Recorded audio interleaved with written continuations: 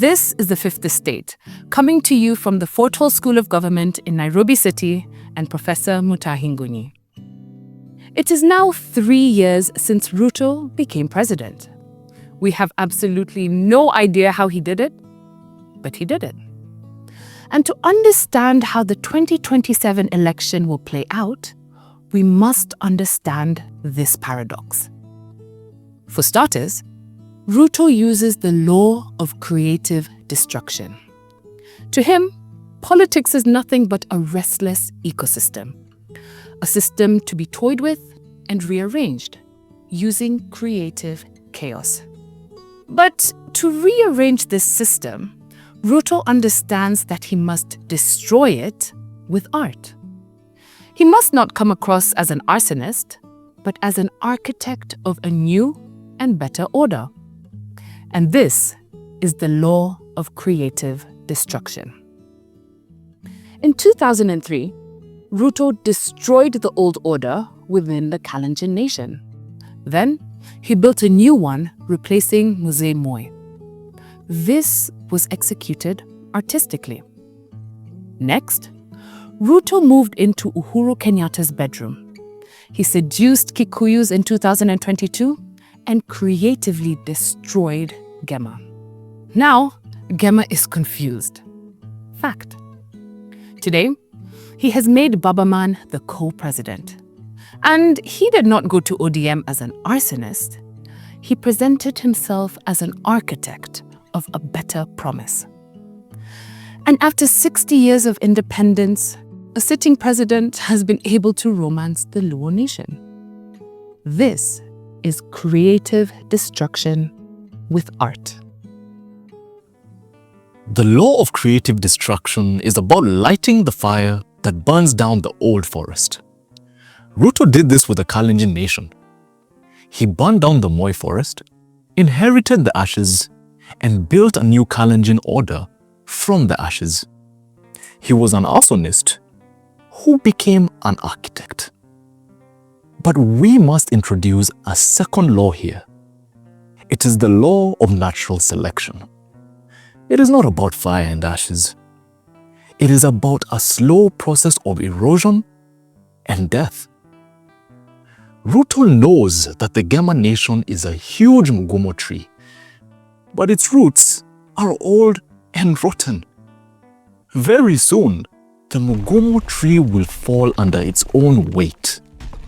It will die out of natural selection. Then the Somali shrubs of Miraa will begin to grow where Kikuyu businesses thrived, under the mugumo tree. And this is beginning to happen. Kikuyu privilege is going through a process of erosion and death, and is being replaced by Somalis. The reason is simple. When you are hit by the law of natural selection, the one who adapts with speed survives. And this is what we call survival of the fittest. Ruto took over as president 3 years ago, in a way we did not understand. Those who adapted quickly to the new order will survive. But Kikuyus who resist and are going through a process of erosion will die.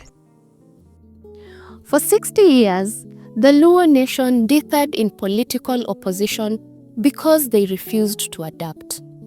They were squarely opposed to every new order that emerged. But when Babaman, the Kinara himself, introduced the handshake doctrine, things changed. This doctrine has its roots in medieval history.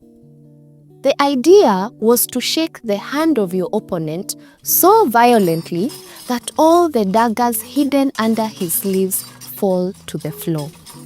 And this is what Babaman did with Uhuru and Ruto. But what is interesting is the speed with which Raila adapted to the unfolding realities. After the 2022 election, Raila quickly discovered that the mugumo tree called Kenyatta dynasty had collapsed through fire, and that Ruto was going to inherit the ashes and build a new Kikuyu order. Very swiftly, he shook the hand of Ruto and became co-president without portfolio. Just enjoyment. And this is what is known as survival for the fittest. And the fit are not the strong. The fit are the swift.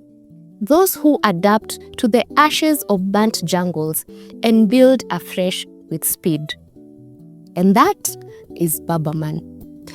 But our friend Kalonzo Musyoka is not particularly clever. He has refused to adapt to the rhythms of time. Now, he is following a greenhorn Casanova from the mountain instead of supporting Ruto and becoming president in 2032. Bure kabisa. Now we will pimp a hypothesis.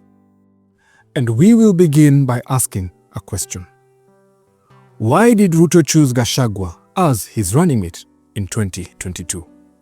A man with no finesse or decorum. A greenhorn with raw ambition, yet untaught in the craft of politics. Why? 2 reasons. 1. Ruto needed Kikuyus to cross the Rubicon and become president. And after that, they did not matter. And because Gachagua has a gift of running his mouth, he was the best man for this task. 2. Ruto knew that Gachagua had raw ambition and wasn't taught in the craft of politics. Armed with these 2 vices, Ruto knew that Gachagua will turn the Kikuyus against him. And that is what Ruto wanted. He wanted Kikuyus to turn against him. But what was the strategy here? Ruto knew that the Kikuyu nation was an order in decay. That the roots of the Gema Mugumo tree were rotten, and the tree would fall from its own weight. And this is how Gachagua was recruited. Unbeknown to him, Riggy was placed in the number 2 slot as an agent of creative destruction in Gema. He was what Vladimir referred to as a useful idiot. But Kikuyus are not like Kalonzo. They are clever and adaptive. If they realize that Ruto will win in 2027, they will return to him. This was the Ruto gamble.